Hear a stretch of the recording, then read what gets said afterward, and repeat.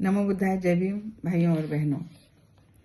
मैं लखनऊ से संघमित्रा गौतम, लक्ष्य कमांडर, भारतीय समन्वय संगठन लक्ष्य से। साथियों, डॉक्टर अंबेडकर के अंतिम कुछ वर्ष का अध्याय चौथा मैं आपको पढ़ करके सुनाऊंगी। इस किताब को लिखा है नानक चंद्र रत्तू जी ने। पार्टी का निर्माण और चुनाव, ऐतिहासिक विजयोत्सव, संविधान पेश होने, संविधान सभा द्वारा अनुमोदित होने, इसके अंगीकार कर लिए जाने और कानून बन जाने तथा लागू हो जाने की अपनी ऐतिहासिक विजय के बाद 2 जनवरी 1950 को डॉक्टर अंबेडकर अत्यंत प्रसन्न मुद्रा में मुंबई पहुंचे।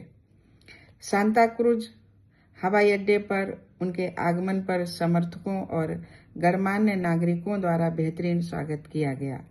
वह अपने साथ एक नया युद्ध घोष लेकर आए थे, हिंदू कोड बिल, जिसके बारे में उनका कहना था कि यह नागरिक संहिता के लिए उठाया गया एक सही कदम है। 11 जनवरी को मुंबई अनुसूचित जाति संघ ने परेल में एक जनसभा कर भारतीय संविधान की एक प्रति सोने के डिब्बे बॉक्स में रखकर उन्हें भेंट की। इस अवसर पर बोलते हुए उन्होंने कहा कि उन्हें गर्व है कि वे संविधान के रचनाकारों से संबंधित रहे हैं, पर संविधान सभा में प्रवेश करते वक्त अनुसूचित जाति के हितों के सुरक्षा के अतिरिक्त उनकी अन्य कोई इच्छा या महत्वाकांक्षा नहीं थी। उन्होंने एकत्रित लोगों से कहा कि यद्यपि विगत 20 वर्षों से उन्हें मुस्लिम व अंग्रेज परस्त के रूप में प्रचारित किया जाता रहा है, पर भारतीय संविधान के लिए किए गए उनके कार्य के दृष्टिगत हिंदू लोग निश्चित रूप से समझेंगे कि जो आरोप उन पर लगाए गए थे वे बिल्कुल आधारहीन और सत्य से परे हैं। सच्चा नेता सदा ही समय से आगे। एक सच्चा नेता हमेशा जाति पाति, मत मतांतर तथा संप्रदाय आदि से ऊपर उठकर देश के व्यापक हित व यहाँ के लोगों की भलाई के बारे में ही समय से आगे जाकर विचार करता है। अपनी दूरदृष्टि से कालांतर में आने वाली चीजों को देख लेता है और उसकी भविष्यवाणी कर सकता है।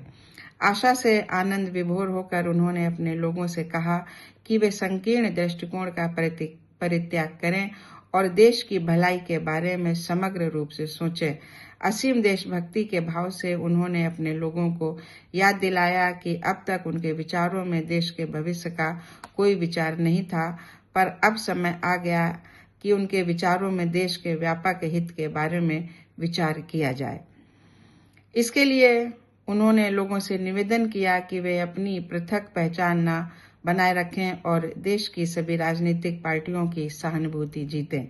उन्होंने कहा, इस विशाल सभा ने इस अभियोग को झूठा साबित कर दिया है कि उनके पैरों तले बालू बह गई है, अब जमीन ज्यादा मजबूत व ठोस हो गई है।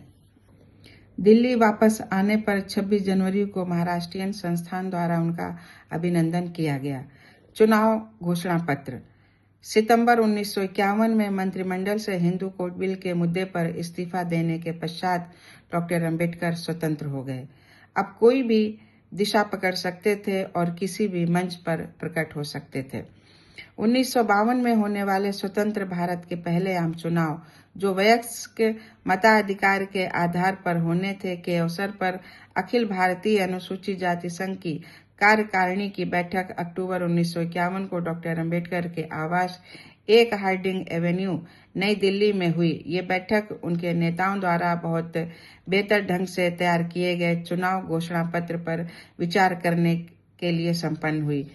इसने तय किया कि वे कांग्रेस, हिंदू महासभा और वामपंथियों से कोई समझौता नहीं करेंगे। चुनाव घोषणा पत्र कुछ निश्चित सिद्धांतों पर आधारित था और जनता की समस्याओं पर पार्टी के विचारों को रेखांकित करता था। इसमें कहा गया था कि सभी भारतीयों को समानता का अधिकार है। संघ प्रत्येक भारतीय को स्वयं में अंतिम लक्ष्य मानेगा, उसे अपने अनुरूप अपना विकास करने का अधिकार होगा और राज्य उस अंतिम लक्ष्य का साधन मात्र होगा। ये प्रत्येक भारतीय की धार्मिक, आर्थिक तथा राजनीतिक स्वतंत्रता को बनाए रखेगा। और सभी को बराबर के अवसर पाने के अधिकारों की रक्षा करेगा। ये राज्य को, प्रत्येक भारतीय को भयमुक्त व अभाव मुक्त रखने के दायित्व से स्वयं को सदैव जागरूक रखेगा। ये स्वतंत्रता, समानता व भ्रातृत्व भाव बनाए रखने पर बल देगा। मनुष्य के बीच, वर्ग के बीच, राष्ट्र व राष्ट्र के बीच किसी भी तरह के उत्पीड़न व शोषण से छुटकारा दिलाने के लिए जोरदार प्रयास करेगा।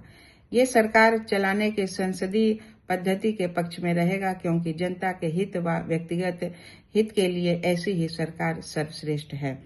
ये कुछ सिद्धांतों को भी स्पष्ट करता है, जिसके आधार पर अनुसूचित जाति संघ को अन्य राजनीतिक पार्टियों के साथ सहयोग करना था। सारांश में 1 नंबर, अनुसूचित जाति संघ किसी भी ऐसी पार्टी से गठबंधन नहीं करेगा जिसने अपने सिद्धांत खुलकर सामने नहीं रखे हैं या जिसके सिद्धांत संघ के सिद्धांत के विरुद्ध हैं। 2, संघ निर्दलीय प्रत्याशियों को समर्थन नहीं देगा। तीसरा, संघ पिछड़ी जातियों और अनुसूचित जनजातियों के साथ मिलकर काम करना चाहेगा, क्योंकि कमोबेश इनकी दशा अनुसूचित जातियों जैसी ही है। चौथा, प्रतिक्रियावादी दलों यथा हिंदू महासभा या राष्ट्रीय स्वयंसेवक संघ से कोई गठबंधन नहीं होगा। 5वां, संघ वामपंथी दलों से कोई गठबंधन नहीं करेगा जिसका उद्देश्य व्यक्तिगत स्वतंत्रता व लोकतंत्र को नष्ट कर उसकी जगह तानाशाही स्थापित करना है।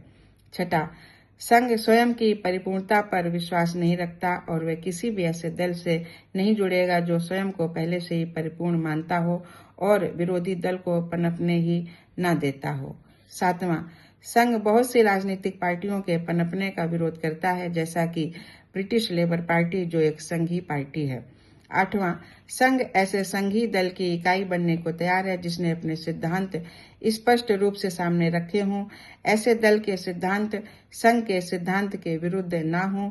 जो दल गठबंधन के इच्छुक हों उन्हें वचन देना होगा कि अनुसूचित जाति के सामाजिक व आर्थिक उत्थान के कार्यक्रमों में वे सदैव समर्थन देंगे। ऐसे दल को इस बात से सहमत होना होगा कि संघ दल की इकाई बने रहते हेतु अपने आंतरिक मामलों में अपनी स्वायत्तता बरकरार रखेगा और दल किसी दशा में ऐसी पार्टी से संबद्ध नहीं होगा जिसे दल ने अपनी इकाई के रूप में स्वीकृति न प्रदान की हो। 9वां, कोई भी व्यक्ति जो संघ की कोई सहायता चाहता हो उसे संघ का संयुक्त सदस्य बनना होगा और उसे इस आशय के शपथ पत्र पर हस्ताक्षर करने होंगे कि वह संघ के सिद्धांतों, नियमों, योजनाओं और अनुशासन के नियमों को स्वीकार कर रहा है। इसके आगे का वीडियो मैं बताऊंगी, आप लोग इंतजार करें। जय भीम, जय संविधान।